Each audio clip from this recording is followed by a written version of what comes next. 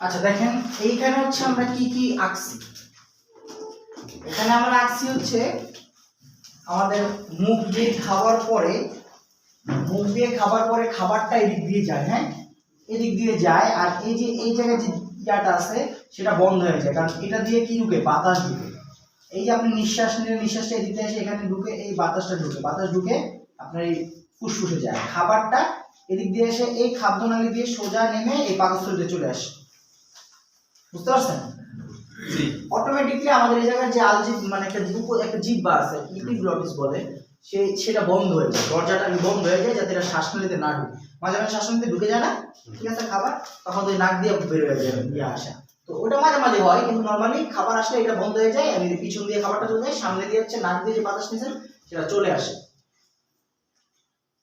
এইভাবে হচ্ছে আমার বাতাসটা যায় বোঝা যায় দুইটা ফুসফুসে যায়। হ্যাঁ, দুইটা ফুসফুসের মধ্যে ভাগ আছে। বাম পাশের ফুসফুসের দুইটা অংশ, দুইটা ভাগ। বাম পাশের ফুসফুসের কয়টা অংশ? দুইটা অংশ, ঠিক আছে। বাম পাশের ফুসফুস, এটা বুঝবেন না চিত্র, এরকম অনেক চিত্র আছে গুগলে, দেখলে অনেক সুন্দর পাবেন, বুঝতে পারছেন? গুগলে দেখলে খুব সুন্দর পাবেন, আমার এখানে বুঝে দিচ্ছে না।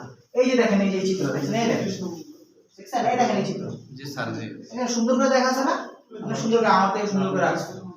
এখানে জাস্ট বোঝানোর জন্য আপনাদের, তো পাকস্থলীটা মুছে দিই তাহলে ইজি হবে বুঝতে। জাস্ট আপনি এখান থেকে ট্রাকিয়াটা এই গেল, হ্যাঁ এই ধরনের ট্রাকিয়া, শুধু ট্রাকিয়াটা, এইটা দিয়ে হচ্ছে বাতাস ঢুকে দুই পাশে চলে যায়, ঠিক আছে। বাম পাশে ফুসফুসের উপরে একটা অংশ, নিচের একটা অংশ থাকে, আর ডান পাশে হচ্ছে উপরে একশো, নিচের একশো, একটা মিডল একটা অংশ। আর আমাদের হৃৎপিণ্ডটা থাকে কোথায়? এই যে বাম ফুসফুসের ঠিক এই জায়গায়, ঠিক আছে, এইখানে হচ্ছে আমাদের হৃৎপিণ্ডটা থাকে, ঠিক আছে। এইটা হচ্ছে আমার মোটামুটি একটা এয়ারওয়ে, মানে আমি যখন শ্বাস নেই বাতাসগুলো এইভাবেই যায়। এখন বাতাস এইভাবে গেল, যাওয়ার পরে কি হয়?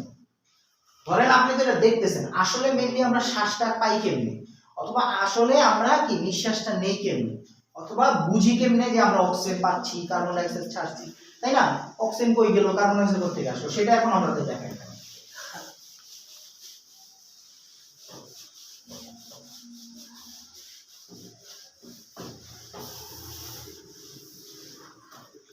সেটা দেখাই।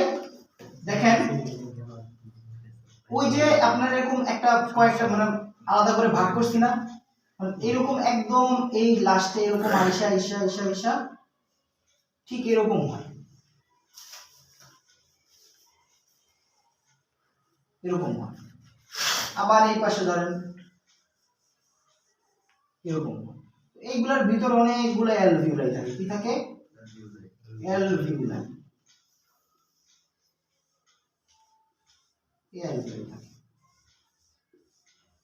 একদম একটা ফুসফুসে যদি আপনি ক্ষুদ্রাণু যদি দেখেন, তাহলে এরকম অ্যালভিউলাই থাকে অসংখ্য।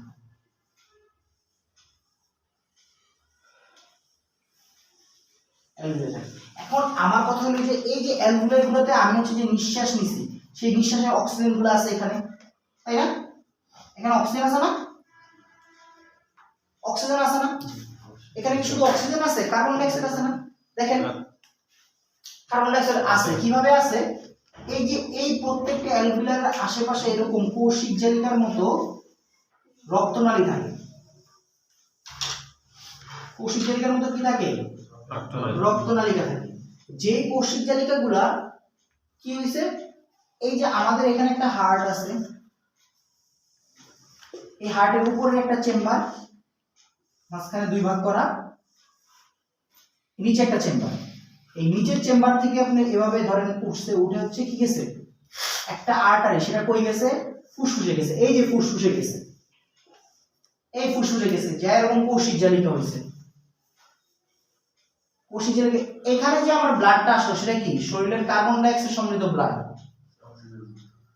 সেটা কই যাবে? ফুসফুসে যাবে। যা সে কি করবে? সে কার্বন ডাই অক্সাইড ছেড়ে দিবে, আর কি করবে?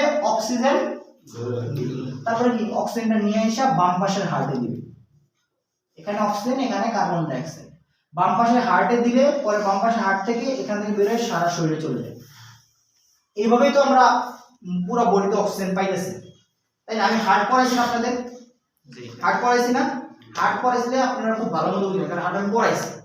এখন এই যে অক্সিজেনটা সে নিল, কার্বন ডাই অক্সাইড ছেড়ে দিল, আমি এর মাধ্যমে কি অক্সিজেন পাইলাম আর কি কার্বন ডাই অক্সাইড ছেড়ে দিলাম, যেটা নিঃশ্বাসের মাধ্যমে বের হয়ে গেল। এই জন্য বডির ভিতরে অক্সিজেন, এই অক্সিজেন নিচ্ছে, কার্বন ডাই অক্সাইড ছাড়ছে, তাই না? এই তো বেসিক সিস্টেমই তো এটা। এখন কোনো কারণে ধরেন কোনো কারণে আপনার এই যে এই অ্যালভিউলাসের ভিতরে এক্সচেঞ্জ করতে পারতেছে না, এক্সচেঞ্জ করতে পারতেছে না, তখন কি হবে? যদি আপনার এক্সচেঞ্জ করতে না পারে, কারণ বডির ভিতরে কার্বন ডাই অক্সাইড বাড়া শুরু করবে না, কার্বন ডাই অক্সাইড বাড়া শুরু করবে, অক্সিজেন কমে যাবে, অক্সিজেন যদি বডির ভিতরে কমে যাবে, তাহলে অক্সিজেন বিভিন্ন শরীরের বিভিন্ন কোষ, সেই কোষগুলা কি অক্সিজেন পাবে? পাবে না। আপনারা মনে বুঝেন না কার্বন ডাই অক্সাইড কেমনে আসে, এটা বুঝছেন কেউ? না স্যার, আমি বুঝাই এটা বুঝাই দিছি, এটা বুঝেন, এটা বুঝছেন তো, যে অক্সিজেন কার্বন ডাই অক্সাইড, এটা বুঝছেন তো? জি। এখানে একটা চাপের তারতম্য হয়, বেশি কমের একটা তারতম্যের কারণে ব্যাপনের মাধ্যমে কার্বন ডাই অক্সাইড ছেড়ে দেয়, অক্সিজেন গ্রহণ করে। এতটুকু বুঝেন যে কার্বন ডাই অক্সাইড ছাড়ে, অক্সিজেন গ্রহণ করে, ঠিক আছে? এতটুকু, এটার কাজ এতটুকু। এখন কার্বন ডাই অক্সাইডটা কোথা থেকে আসলো? দেখেন আমি বলি, আমাদের শরীরের প্রত্যেকটা কোষ, মানে এই যে একটা কোষ, এগুলো একটা কোষ, একটা কোষ, একটা কোষ, নরমালি সেটা একটা ব্লাড সাপ্লাই পায়, তাই না? তার চারদিকে একটা ব্লাড সাপ্লাই আছে, রক্ত ছাড়া তো বাঁচতে পারবে না, সে তো পুষ্টি লাগবে, সেই রক্তের মাধ্যমে সে পুষ্টি পায়। রক্ত দিয়ে কি আসে? অক্সিজেন আসে, রক্ত দিয়ে অক্সিজেনটা আসে, সেই অক্সিজেনটা সে নেয়। অক্সিজেন কোথেকে আসলে পরে বলতেছি, কিন্তু অক্সিজেন তো তার লাগবে, আমার শরীরে বাঁচতে হলে তো অক্সিজেন লাগবে, অক্সিজেন ছাড়া তো সে কাজ করতে পারবে না। এখন সেই অক্সিজেনটা সে নিয়ে অক্সিজেনের মাধ্যমে শ্বসন প্রক্রিয়া, কি প্রক্রিয়া? শ্বসন। সেই শ্বসনের মাধ্যমে সে শক্তি তৈরি করে, কি তৈরি করে? এটিপি তৈরি করে, কি তৈরি করে? এটিপি তৈরি করে, বা শক্তি। সেই শক্তি তৈরি করে, শক্তি তৈরি করার সাথে এটিপির সাথে কি তৈরি হয়? কার্বন ডাই অক্সাইড তৈরি হয়। সে কি করে? কার্বন ডাই অক্সাইড ছেড়ে দিল না, সেই কার্বন ডাই অক্সাইড এই যে আবার এইখানে ব্লাড থেকে বের হয়ে ভেইনের মাধ্যমে শিরা, ধমন দিয়ে অক্সিজেন আসছে, শিরা দিয়ে সে এভাবে চলে যায়, চলে এরকম সারা বডির সবগুলো একটা বড় পাইপের মাধ্যমে, ধরেন আপনি সব এলাকার ছোট ছোট পাইপ দিয়ে বড় একটা সুয়ারেজ খালের মধ্যে যা পড়ে না, তো ধরেন এইগুলো হচ্ছে ছোট ছোট পাইপ দিয়ে বড় পাইপে পড়ে, সেই বড় পাইপটা হচ্ছে এই হার্টের চেম্বারে যায় ওপেন হয়, বুঝতে পারছেন? এভাবে কার্বন ডাই অক্সাইড আসে। সেই কার্বন ডাই অক্সাইডটা এই দিক দিয়ে ঢুকে কোথায় যায়? ফুসফুসে যায়, ফুসফুসে যে সে কার্বন ডাই অক্সাইড ছেড়ে দিয়ে অক্সিজেন নেয়, সেই অক্সিজেনটা হৃৎপিণ্ডের বাম পাশ থেকে আসে, আইসা তারপর এইখান থেকে বড় আরেকটা পাইপের মাধ্যমে সারা দেহে চলে যায়। একটা বড় পাইপ দিয়ে ঢুকলো, আরেকটা দিয়ে কি এলো? বের হলো। সিম্পল হিসাব, কথা বুঝতে পারছেন? এখন কোনো কারণে ধরেন আপনি এই লাংস এবং ফুসফুসে অ্যালভিউলাই এক্সচেঞ্জ করতে পারলো না, অথবা এই অ্যালভিউলাই গুলো নষ্ট হয়ে গেল, মানে কি নিউমোনিয়া হইল, নিউমোনিয়ায় কি হয়? এই অ্যালভিউলাই গুলো নষ্ট হয়ে যায়, তখন কি হয়? সে কি করতে পারে না, আর আপনার যে নরমালি যেরকম অক্সিজেন নিতে পারতো, ওই জায়গাটা নষ্ট হয়ে গেল, তাহলে কি সে অক্সিজেন নিতে পারবে? দিতে পারবে? পারবে না। তখন কি সে এক্সপান্ড করতে পারবে না, ওই জায়গাটার মধ্যে পোষাই দেয়, বিশেষ মানে কি হয়েছে? আপনার জায়গা ফুলছে না, মানে পুরোটার ভিতরে বাতাস ঢুকছে, বাতাস ঢুকে ফুলছে, ছেড়ে দিলেন, কি হলো? চুপসে বাতাসটা আবার বের করে দিলেন। এরকম স্পঞ্জের সিস্টেম কিরকম? আপনি একটা বেলুন ফুলিলি তো ফুলবে, বাতাস বের এগুলো তো চুপসে যাবে। হার্টটা একটা ইয়া আছে, লাংসটা একটা কিসের মতো? বেলুনের মতো, যদি আপনি ঢুকান তাহলে ফুলবে। তো এরকম যদি ওই জায়গাটা ধরেন কোন একটা বেলুনের একটা জায়গায় যদি ট্যাপ খায় থাকে, অথবা যদি ছিঁড়া থাকে, ওটা কি ফুলবে? না, ফুলবে না। তো যদি না ফুলে তাহলে কি আপনি অক্সিজেন পাবেন? পাবেন না, সিম্বল হিসাব। তার মানে তার তখন কি হবে? সে দেখা যাবে যে নরমালি এই যে আমি এরকম শ্বাস প্রশ্বাস নিতেছি, তখন কারণ কি পুরাটা আমরা যে মানে পুরাটা ফুলছিল, আবার আমরা একটু দিয়েই পারতেছে না, এরকম মানে তার কি শ্বাস প্রশ্বাসের সমস্যা, শ্বাসকষ্ট হবে, তাই না? তাহলে একটা লক্ষণ কি? শ্বাসকষ্ট। তাহলে আমরা একটা লক্ষণ কি পাইলাম? তার শ্বাসকষ্ট হবে, বুকে ব্যথা হবে, যেহেতু একটা জায়গা নষ্ট হয়ে গেছে। হ্যাঁ, ডান সাইড বাম সাইড বলতে যে কোনো মানে আপনার বুকে ব্যথা হবে, চেস্ট পেইন হতে পারে, কারণ এই বুকে ব্যথা হবে। ডান সাইড বাম সাইড বলে কোনো কথা নেই, যে আমার বুকে একটা ব্যথা হতে পারে, অথবা এই জায়গায় ব্যথা হতে পারে, অথবা এই জায়গায় ব্যথা হতে পারে, বুকে ব্যথা হবে টোটাল, এই বুকে আমার ব্যথা হবে। আর কি হতে পারে? ওই যে বললাম যে তাড়াতাড়ি শ্বাস নিলে একটা প্রবলেম থাকতে পারে। তারপর হচ্ছে আপনার ধরেন কোনো কোনো ক্ষেত্রে কাশি থাকতে পারে, হ্যাঁ কফ থাকতে পারে, ঠিক আছে। এইগুলো হচ্ছে নরমাল লক্ষণ আপনার একটা আপনার ফুসফুসের প্রবলেমের নরমাল লক্ষণ। কিছু লক্ষণ আছে যে এইগুলা হলে আমরা বুঝবো যে তার ফুসফুসের সমস্যা। তার মানে একটা যে কফ বললাম, তারপরে কি বললাম, ওই যে আপনার শ্বাসকষ্ট বললাম, তারপরে কি বললাম, বুকে ব্যথা বললাম, তাই না? তারপরে আর কি বললাম, তারপরে হচ্ছে আপনার দ্রুত শ্বাস প্রশ্বাস যেটা বললাম, তারপর আপনার রক্ত বমিও হইতে পারে, মানে রক্ত বমি বলে কাশি বমি, রক্ত বমি না, কাশির সাথে বমি আসতে পারে। এইগুলো হচ্ছে আমার লক্ষণ যে আমার একটা কি, সেটা একটা ফুসফুসে একটা সমস্যা হয়েছে, তাই এটা যে কোনো প্রবলেম হতে পারে ফুসফুসের ভিতরে। এখন দেখেন ফুসফুসের কমন প্রবলেমের মধ্যে কি কি আছে।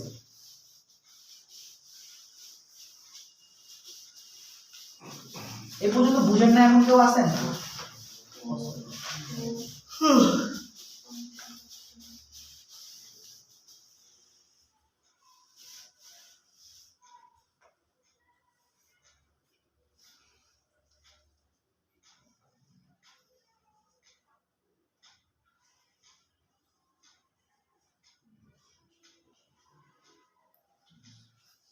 আপনারা কি 32তম ব্যাচ? হ্যাঁ। আচ্ছা, তাহলে কি কি কমন প্রবলেম হয় আমাদের মানে ফুসফুসে? তার মধ্যে এক নাম্বার হচ্ছে কি অ্যাজমা, সিওপিডি,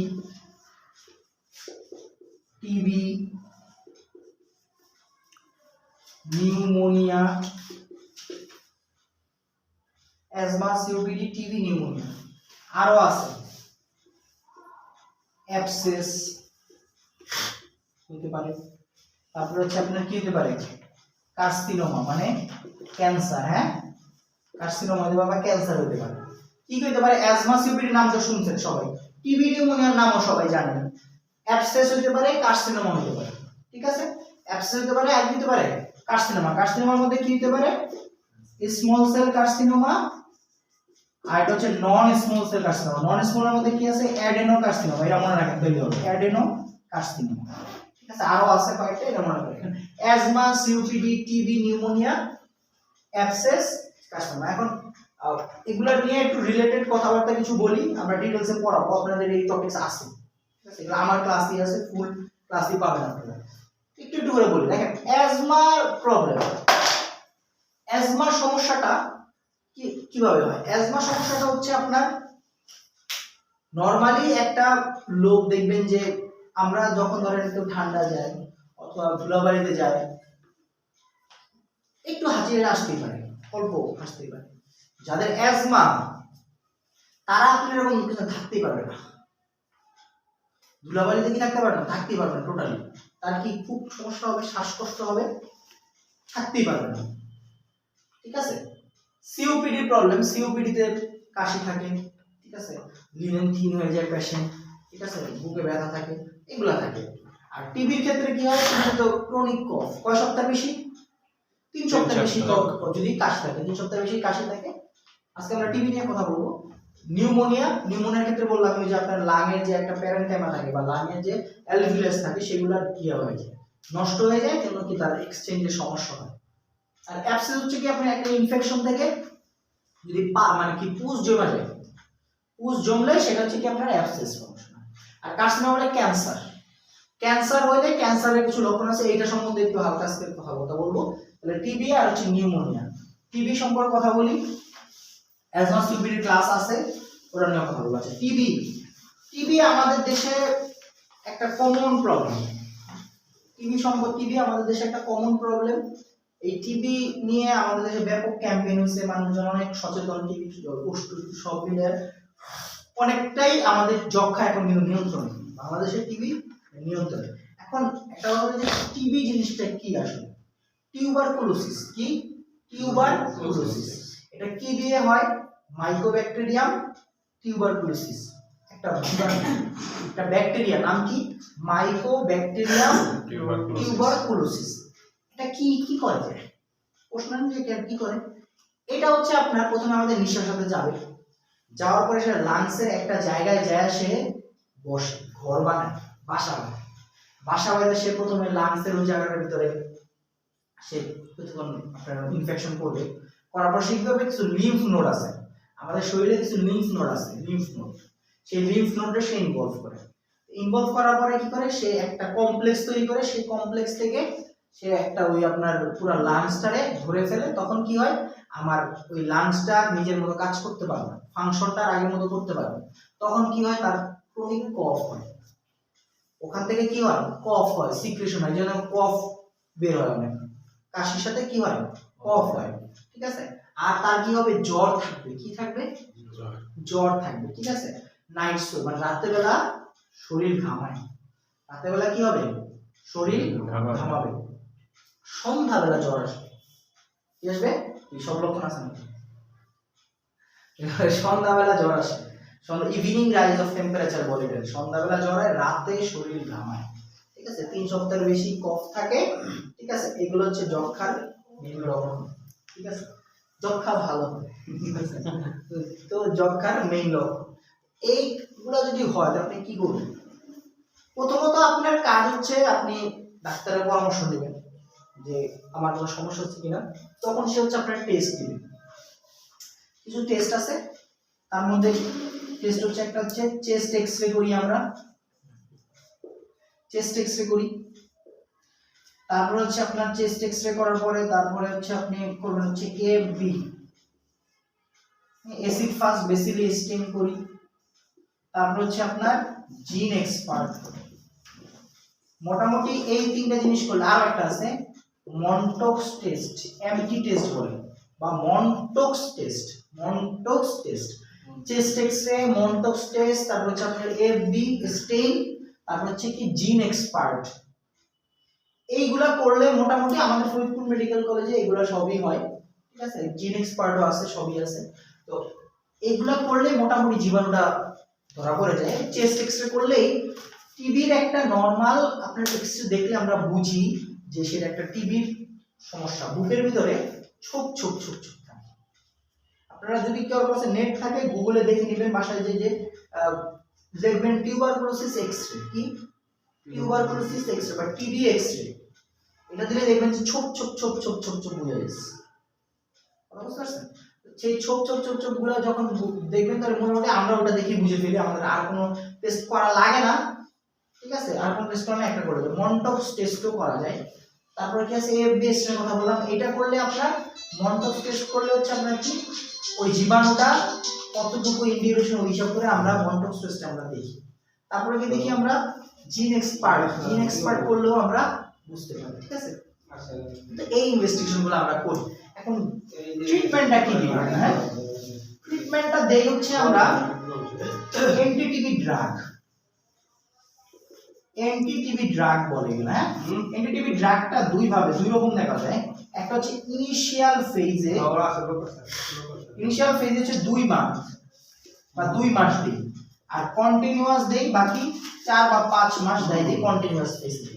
এই 2 মাসের ইনিশিয়াল ফেজে আমরা 2 মাসে আমরা 4টা ওষুধ দেই, সেগুলো হচ্ছে কি আপনার আইসোনিয়াজাইড, রিফাম্পিসিন, তারপর হচ্ছে ইথাম্বুটল, আইসোনিয়াজাইড, রিফাম্পিসিন, ইথাম্বুটল, পাইরাজিনামাইড, পাইরাজিনামাইড, ঠিক আছে। এই 4টা ওষুধ দিই, হ্যাঁ এই 4টা ওষুধ সে খাবে, ঠিক আছে। তারপরে লাস্টের হচ্ছে আপনার কন্টিনিউয়াস ফেজে আমরা হচ্ছে যে 3টা দিই, আইসোনিয়াজাইড, রিফাম্পিসিন, আর হচ্ছে আপনার সাথে স্ট্রেপ্টোমাইসিন দিই। কন্টিনিউয়াস ফেজ হচ্ছে আপনার আইসোনিয়াজাইড, রিফাম্পিসিন এবং কি স্ট্রেপ্টোমাইসিন দিই, ঠিক আছে। আর এখানে হচ্ছে আমরা 4টা দিই। এগুলো কি ওষুধের নাম নাকি? হ্যাঁ ওষুধের নাম। প্রথম 2 মাস আমরা 4টা দিব, আইসোনিয়াজাইড, রিফাম্পিসিন, পাইরাজিনামাইড, ইথাম্বুটল। লাস্টে কন্টিনিউয়াস ফেজ হচ্ছে আমরা 4 মাস দিব হচ্ছে আইসোনিয়াজাইড, রিফাম্পিসিনের সাথে হচ্ছে একটা স্ট্রেপ্টোমাইসিন অ্যান্টিবায়োটিক দিব। মোটামুটি এইটা যদি আমরা কন্টিনিউ করি তাহলে হচ্ছে মোটামুটি ভালো হয়ে যায়, ঠিক আছে। যদি না হয় সেক্ষেত্রে আমরা অ্যান্টিবায়োটিক দিই, ফ্লুক্লোক্সাসিলিন দিতে পারি, ঠিক আছে। এখন যদি আপনি চিকিৎসা না করেন তাহলে কি হইতে পারে। টিবি এমন একটা জীবাণু যেটা বডির এমন কোনো অঙ্গ নাই যে ধরে না, বুঝতে পারছেন, এমন কোনো অঙ্গ নাই সে ধরে না, মোটামুটি সব জায়গায় টিবির প্রবলেম, টিউবারকুলোসিস সব জায়গায় সমস্যা আছে, এই সব জায়গায় ম্যাক্সিমাম জায়গায় কি প্রবলেম, এই ম্যাক্সিমাম জায়গায় সে প্রবলেম করে। ধরেন আপনি হার্টে ধরুন, আপনি ধরেন লাংসে ধরলো, লিভারে ধরলো, বল আপনি ধর হচ্ছে আপনার এই নাড়িভুঁড়িতে ধরলো, তারপর আপনার হচ্ছে এই যে মেরুদণ্ডে ধরলো, ঠিক আছে, ব্রেইনে ধরলো, মানে এত বলা মানে কোনো জায়গায় কি নাই বাদ না যে সে ধরে। তো এই জন্য এটা ট্রিটমেন্ট একটু ধরে। এখন আসলে আমরা কি বলবো, কার্সিনোমা বা একটা ক্যান্সার যদি হয়ে যায় সেই ক্ষেত্রে কি হতে পারে, সেক্ষেত্রে হচ্ছে আপনার লক্ষণগুলোর মধ্যে আমরা যেগুলো চিন্তা করি সেগুলো হচ্ছে প্রথমত তার কি হবে, ওয়েট লস হবে। যে কোনো ক্যান্সারই মানুষের কি ওজন কমে যায়, ওয়েট লস হবে, হেমোপটাইসিস হবে, এটা বলে হচ্ছে আপনার কাশির সাথে রক্ত যাবে, সরি কাশির সাথে কি যাবে, রক্ত যাবে, ঠিক আছে। এগুলো হচ্ছে লক্ষণ। এটার জন্য আমরা হচ্ছে কেমোথেরাপি, রেডিওথেরাপি এগুলো আছে সেগুলো আমরা দিতে হবে, কেমোথেরাপি আছে, রেডিওথেরাপি আছে, কম্বিনেশন দেই আমরা আর কি। যাই হোক, মোটামুটি কার্সিনোমা হলে আমরা লক্ষণ তখন হচ্ছে আপনার বায়োপসি করে কনফার্ম হওয়া যায় যে আসলে কার্সিনোমা হয়েছে কিনা বা ক্যান্সার হয়েছে কিনা, ঠিক আছে।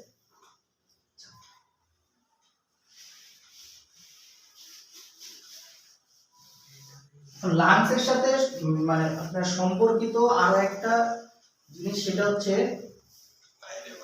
নরমালি এখন আমাদের যে করোনা ভাইরাস এখন চলতেছে কি, করোনা ভাইরাস, করোনা ভাইরাসের সবচেয়ে বেশি সমস্যা করছে এই আপনার লাংস ধরে ফেলে। এখন এই লাংস যখন ধরে ফেলে তখন কি হয়, সিম্পল হিসাব বুঝেন, যদি কোনো ফুসফুসের কোনো একটা সমস্যা, ফুসফুসের সমস্যায় যদি সেটা ফুসফুসকে আক্রান্ত করে তাহলে কি হবে, আপনার অক্সিজেনেশনে হ্যাম্পার হবে, মানে আপনার বডি অক্সিজেন পাবে না। প্রথম কথা যে অক্সিজেন পাবে না, এখন যদি অক্সিজেন না পায় তাহলে আমার কি হবে, বডির যে অক্সিজেন লেভেল সেটা কমে যাবে আস্তে আস্তে। এই জন্য যে একটা পালস অক্সিমিটার বেরিয়েছে না, সবাই যে পালস অক্সিমিটার কি আঙ্গুলি দিয়ে যেটা দেখে আর কি, তো সেটাতে আমরা কি দেখতেছি মেইনলি, সেটাতে আমরা দেখতেছি পার্শিয়াল প্রেসার অফ অক্সিজেন, অক্সিজেনের স্যাচুরেশন দেখতেছি, স্যাচুরেশন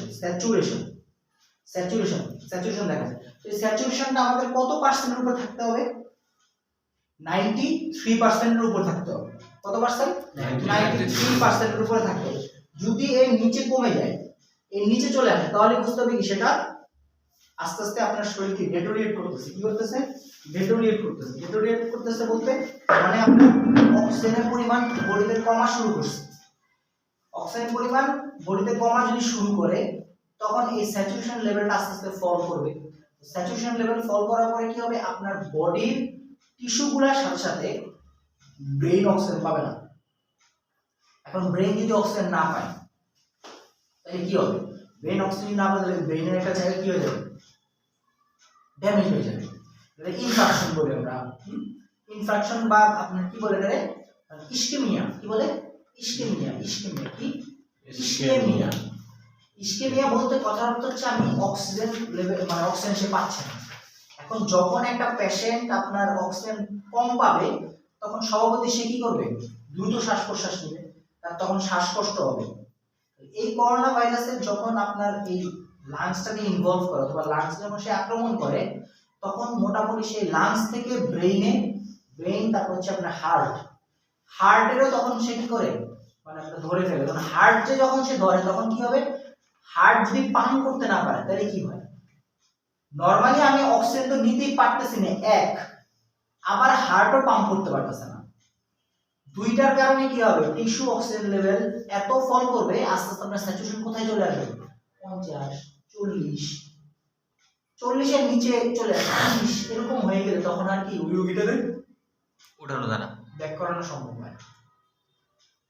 তার মানে আপনার ইমার্জেন্সি কি জিনিস আপনারা বুঝতে হবে যে আমার যদি কোন একটা পেশেন্টের শ্বাসকষ্ট হয় তাহলে তার বুঝতে হবে যে তার অবশ্যই কি ফুসফুসে কোনো সমস্যা হয়েছে, তাই না?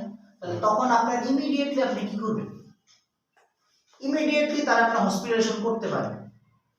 যে আমার প্রচুর শ্বাসকষ্ট হয়েছে তারা আপনি হসপিটালাইজেশন করলেন, তারা হচ্ছে আপনার দিল নেজাল ক্যানুলা দিল, তার শ্বাসকষ্টের জন্য মোটামুটি তার একটু তার শ্বাস প্রশ্বাসটা ঠিক রাখবে। এখন শ্বাস প্রশ্বাসটা তার ঠিক রেখে আপনার কি করতে হবে, তার একটা এক্সরে করতে হবে। কি দেবো, এক্সরে করতে দিলাম। এখন এক্সরে করতে দিলে আমরা বুঝতে পারবো যে তার কোনো সমস্যা হচ্ছে কিনা, ফুসফুসে কোনো সমস্যা হচ্ছে কিনা। যদি তাতেও ধরা না পড়ে আমি কি দিব, সিটি স্ক্যান করলাম। একটা সিটি স্ক্যান যদি রান করি তাহলে হচ্ছে আমি সেখান থেকে বুঝতে পারবো যে আমার কি কি প্রবলেম তৈরি হয়েছে। আর যদি তাওতে যদি না হয়, তাতেও না হয়, তাহলে হচ্ছে আমরা বায়োপসি নিতে পারি। ঠিক আছে, যদি মনে করি যে ম্যালিগন্যান্সি হতে পারে, আমরা সিটি গাইডেড যদি বায়োপসি নিই কোনো একটা জায়গায়। এখন ক্লিনিক্যাল কিছু টেস্ট আছে, ক্লিনিক্যাল পরীক্ষা আছে, মানে ধরেন আমি রোগীটারে হাত দিয়ে কিন্তু পরীক্ষা করব।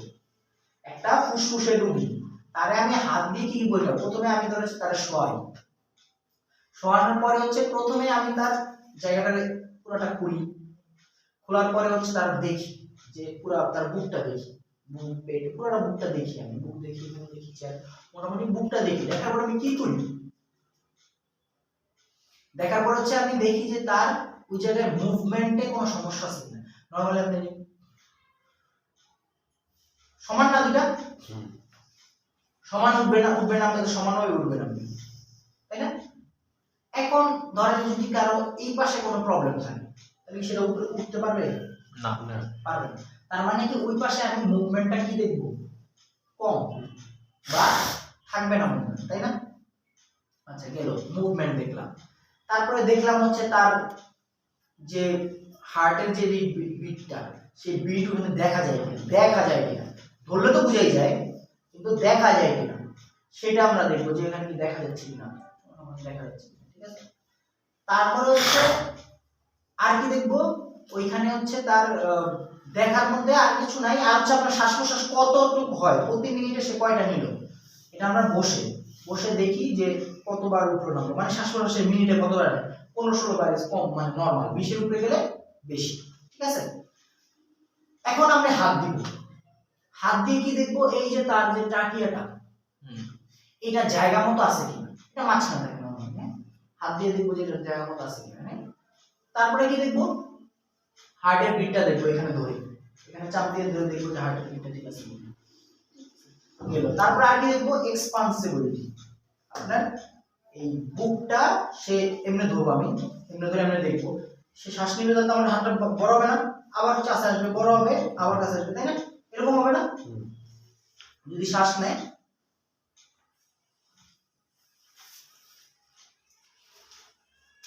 তাহলে কি হচ্ছে, বড় হবে,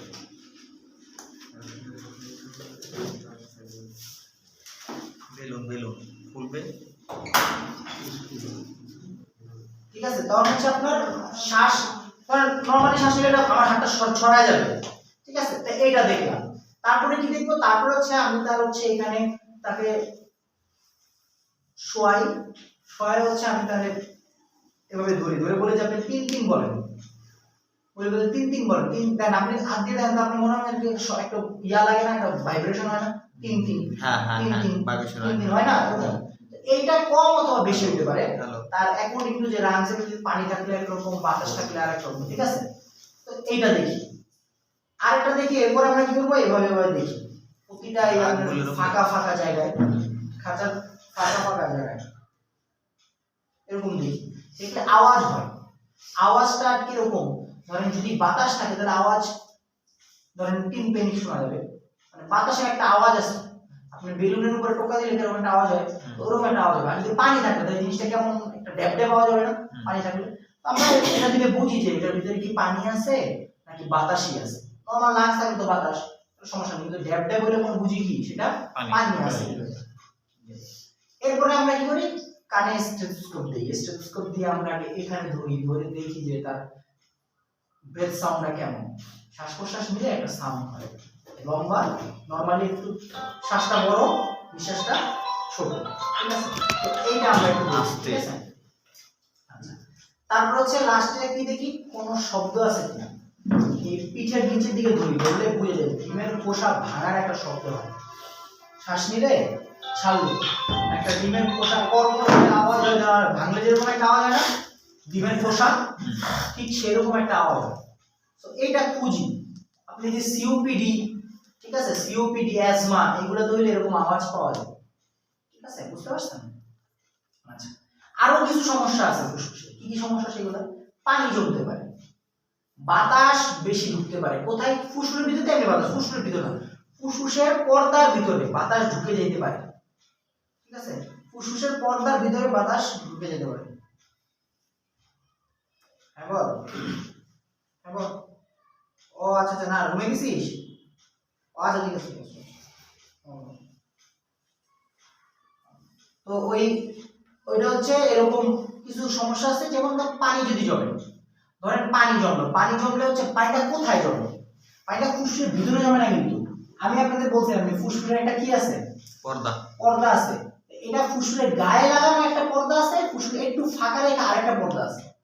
এই দুইটার মাঝে পানি জমে, এই দুইটার মাঝে বাতাস জমে, এই দুইটার মাঝে পুষ জমে, এই দুইটার মাঝে কি রক্ত জমে, বিভিন্ন কিছু জমতে পারে, তাই না? তো এইগুলা জমলে কি হবে? সে ফুসফুসটা ঠেলা দিবে না? এই ধরনের আস্তে আস্তে জমতে জমতে জমতে আপনি এই একটা জ্যাকেট পরছেন, জ্যাকেটের ফুটা হয়ে গেছে, এখন আমার এই জ্যাকেটের ভিতরে একটা লেয়ার, বাইরে একটা লেয়ার, তো এই দুই লেয়ারের মাঝখানে যদি আস্তে আস্তে ফুলবে না, তো ফুলে যাবে না। তো এরকম এটা ফুললে তখন কি ফুসফুসে ধাক্কা দিবে না? ফুসফুস আবার কারে ধাক্কা দিবে? হার্টে ধাক্কা দিবে। তখন হার্টে ধাক্কা দিলে হার্ট তো পাম্প করতে পারবে না, তোর বডি কি রক্ত পাবে ভালো মতো? অক্সিজেনও পাবে না। তাহলে কি হবে? আপনার শ্বাসকষ্ট হবে, বুকে ব্যথা হবে, দুর্বল লাগবে, মাথা ঘোরাবে, তাই না? এগুলো হবে না? দেখছেন, একটা জিনিস কিন্তু সবগুলো রিলেটেড। আপনি একটা জিনিস জানলে মোটামুটি দেখেন যে একটা দিকে আপনি সব বের করতে পারতেছেন, তাই না? এখন এই যে এই জায়গাটার ভিতরে কি কি জমলো বললাম, একটা হচ্ছে যদি বাতাস জমে, তার নাম কি?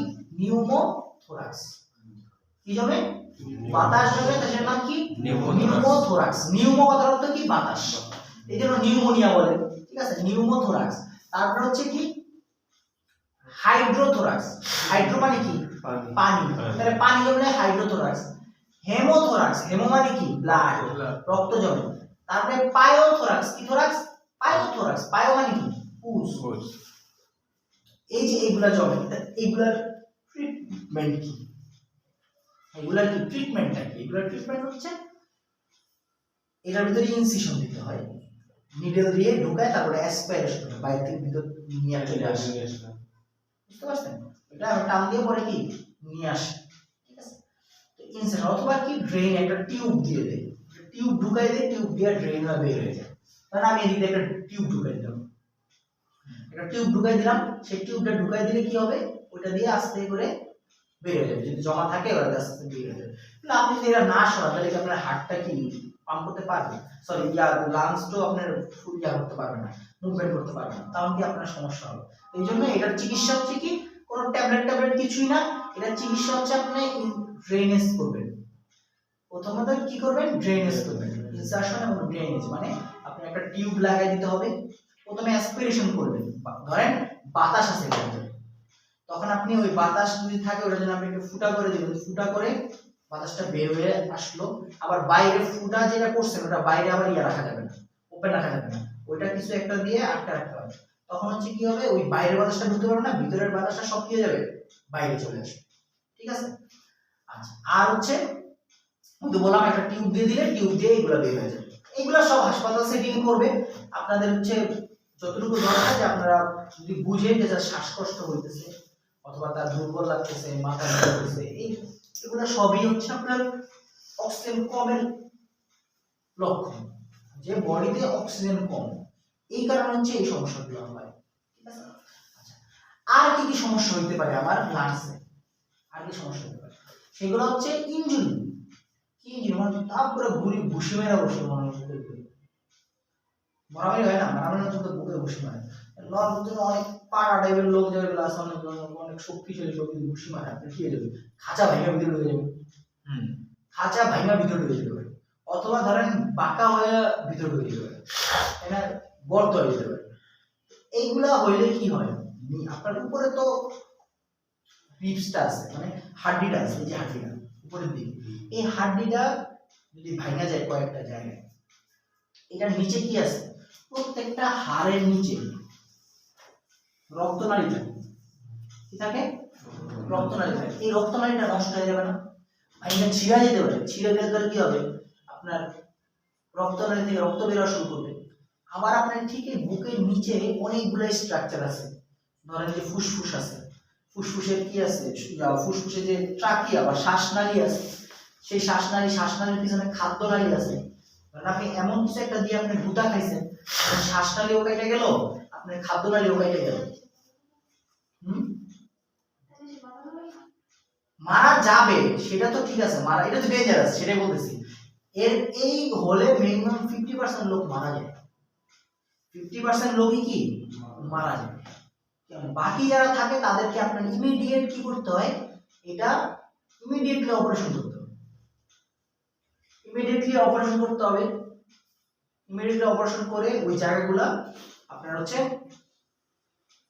রিপেয়ার করে দিতে হয়, নইলে তো আপনার মনে করেন যে কন্টেন্ট কারণে কি হবে সেটা মানে ম্যাক্সিমাম প্রায় 50% মতো লোক মারা যায়, তার মানে বুঝতে পারেন 10 জন হলে 5 জন মারা যাবে, ঠিক আছে।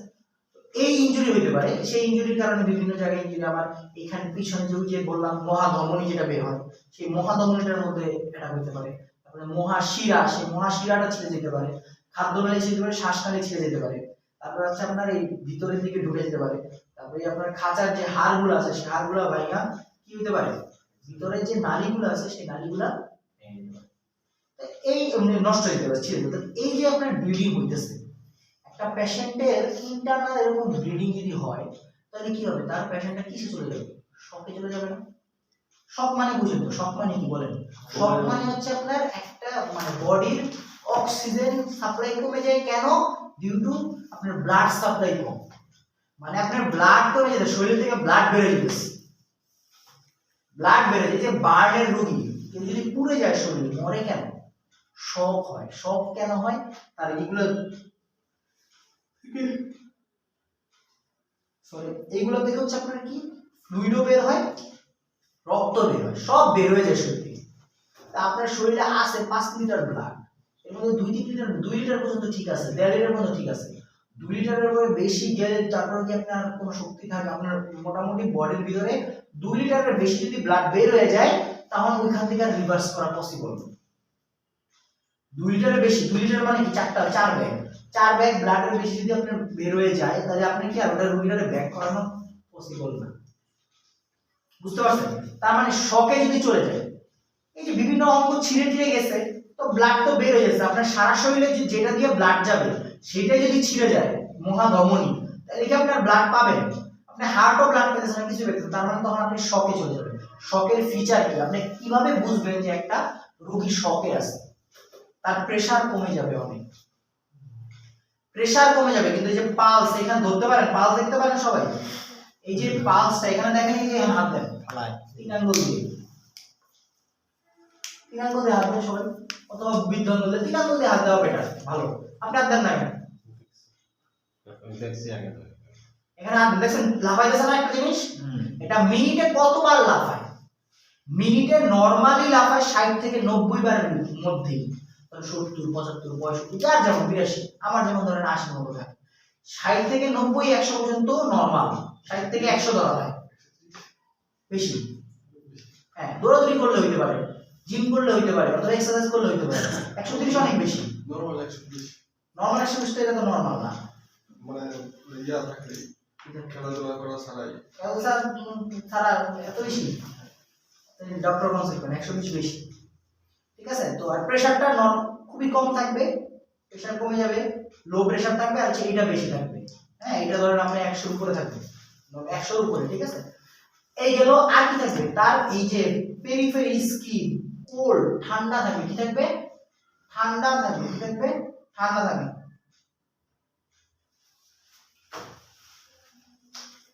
ঠিক আছে, ঠান্ডা থাকবে, এই হাতগুলো ঠান্ডা, তারপর হচ্ছে কেমন কেমন থাকে না, ধরেন এগুলো কি বলে ক্ল্যামি, মানে এটা বাংলাটা আমি বলতে পারছি না, মানে কোল্ড, আর হচ্ছে নরমালি একটা নরমালি হাতে একটা স্টাফ স্ট্রাকচার আছে একটা, মানে একটা ইয়া থাকে না, মজবুত মজবুত লাগে না, ওটা কেমন জানি লড় লড় হয়ে যাবে, হ্যাঁ এরকম আর কোল্ড ক্ল্যামি স্কিন থাকে, ঠিক আছে। আর হচ্ছে ঘামাবে, এইগুলো হচ্ছে আমার কি শকের, মানে শক থাকলে তার এইগুলা থাকে। তো একটা রোগীর যদি এরকম আপনার যদি কোনো প্রবলেম হয় তখন ক্ষেত্রে এই শকের এগুলা থাকতে পারে, কথা বুঝতে পারছেন। এখন আর কি ইনজুরি হতে পারে, মোটামুটি লাংসের ক্ষেত্রে এইগুলাই হচ্ছে তার ইনজুরি, ঠিক আছে, এইগুলাই হইলেই মোটামুটি তার বোঝা যায় যে তার লাংসের প্রবলেম আছে। এইগুলো বুঝেন নাই কে কে বলেন, না বুঝলে আবার বুঝাই দিই, কি বুঝেন না বলেন, এগুলো ইম্পর্টেন্ট না জানলে।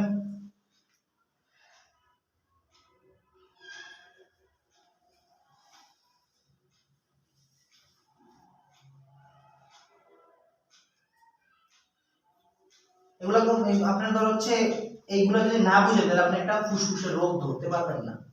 কথা বুঝতে পারলেন? যদি ফুসফুসের রোগ ধরতে না পারেন তাহলে হচ্ছে কিন্তু অনেক সমস্যা। এই ম্যাক্সিমাম ধরেন এই যে রিসেন্টলি আমার এক ফ্রেন্ডের বাবা মারা গেছে। কিভাবে মারা গেছে? ধরেন গতবার যখন করোনা প্রথম আসলো, আমরা মোটামুটি সবাই বাসায় ছিলাম, বাসা থেকে বের হইতাম না। ও হচ্ছে বাসা থেকে বের হইত, বাইরে যেত, ক্যারাম খেলতো, এই করতো, এই করতো, আড্ডাবাজি করতো। বলছি দেখ তোর বাসায় আব্বা আছে, এত বাইরে গেলে সমস্যা, আর এইগুলো কিছু হবে না, পাত্তা দেয় নাই। পরে কি হলো, ওর আব্বার করোনা হইল। ওই করোনাতে খুব খারাপ অবস্থা। করোনার পরে তার হার্টে প্রবলেম হইলো, হার্টে প্রবলেম হয়ে মুগদা মেডিকেলে ভর্তি ছিল অনেকদিন। ঠিক আছে, ঢাকা মুগদা? হ্যাঁ, ঢাকা মুগদা মেডিকেলে ভর্তি ছিল। তো সেখানে অনেকদিন ভর্তি থাকার পরে হচ্ছে সেখান থেকে গেল, কয়েকদিন পরে বললো যে তার সমস্যা কি, হার্টে রিং করাইতে হবে। আবার আনলো, আইনা হার্টে রিং করাইলো। হার্টে রিং করা 2টা না 3টা রিং করাইলো হার্টে। রিং করার পরে এই যে ডিসেম্বর মাসে আবার অসুস্থ হয়ে পড়লো। সে অসুস্থ হওয়ার পরে তারপরে যে ফরিদপুর মেডিকেলে ভর্তি ছিল কয়েকদিন, প্রায় 10 দিনের মতো ভর্তি ছিল ফরিদপুর মেডিকেলে।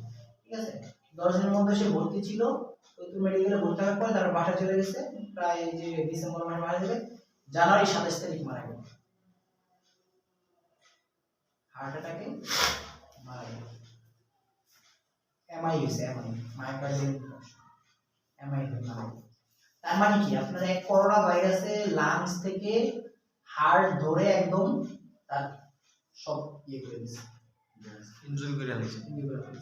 তার মানে আমরা আমাদের ম্যাক্সিমাম যারা এই যে মারা গেল, যে রোগীগুলো এই করোনা ভাইরাস মারা গেল, তারা ম্যাক্সিমাম মারা গেছে কিসের কারণে? ফুসফুসের ফুসফুসের প্রবলেমের কারণে মারা গেছে। আর যারা ধরেন যে আগে থেকে কোমরবিড, মানে ধরেন একটু মোটা, প্রেশার আছে, ডায়াবেটিস আছে, স্মোকিং করে, এদের ক্ষেত্রে আরো সমস্যা। কেন সমস্যা এদের ক্ষেত্রে? কারণ এইগুলা আপনার কি করবে, আপনার শরীরের ইমিউনিটিকে কমায় দেয়। শরীরের কি করে? ইমিউনিটিকে কমায় দেয়। শরীরের ইমিউনিটি যদি কমায় দেয় তখন কি হয়, বাইরের একটা ব্যাকটেরিয়া, জীবাণু সে সহজেই ঢুকতে পারে শরীরের ভিতরে। যদি শরীরের ভিতরে ঢুকে, তার জন্য ইজি হয় না যে কোনো জায়গায় অ্যাটাক করার জন্য। নরমালি যদি আমার শরীরের ভিতরে যদি ঢুকে তাহলে অ্যান্টিবডি তৈরি হয়, অ্যান্টিবডি তৈরি হয়, সেটা সে মাইরা ফেলে অথবা সে সেটাকে ধ্বংস করে ফেলে। যখন ইমিউনিটিটা কমায় দেয় তখন হচ্ছে সেগুলা কি কমে থাকে, তখন হচ্ছে ইমিউনিটি কম থাকলে তখন ওই অ্যান্টিবডি ওইভাবে তৈরি হয় না, তার ধ্বংসও করে না। সে একটা ভালো জায়গা পাওয়া যায় যে না, এখানে তো আমি চাইলে আমি কি করতে পারি, এখানে জীবাণু আমি এখানে থাকতে পারি, এখানে থেকে তার হচ্ছে ধ্বংস করতে পারি। তো তখন ইমিউনিটি কম হওয়ার কারণে এইসব রোগীর ক্ষেত্রে ডায়াবেটিস মেলাইটাস, তারপর হচ্ছে হাইপারটেনশনের রোগী, অবিস পেশেন্টের রোগী, তারপরে স্মোকিং যারা করে, এইসব রোগীদের সে কি করে, তখন খুব ইজিলি ধ্বংস করতে পারে। কথা বুঝতে পারছেন? এই কারণে ম্যাক্সিমাম রোগীগুলো মারা গেছে। আর এগুলো ইমিউনিটি কম হওয়ার কারণে এইগুলোর জন্য যে ওষুধগুলো দিতে হয়, হ্যাঁ, সেই ওষুধগুলোর দাম অনেক বেশি। একটা ওষুধের দাম প্রায় 15,000-20,000 টাকা। টোসিলিজুমাব ব্যবস্থা একটা ওষুধ আছে যেটা দিতে হয়, এই করোনা রোগীদের দিচ্ছে, একটা ওষুধ দাম 15,000 টাকা, 12,000 টাকা। বুঝতে পারছেন? এরকম একটা ওষুধ দিলে আপনি মনে করেন সরকারি মেডিকেলে যে সরকার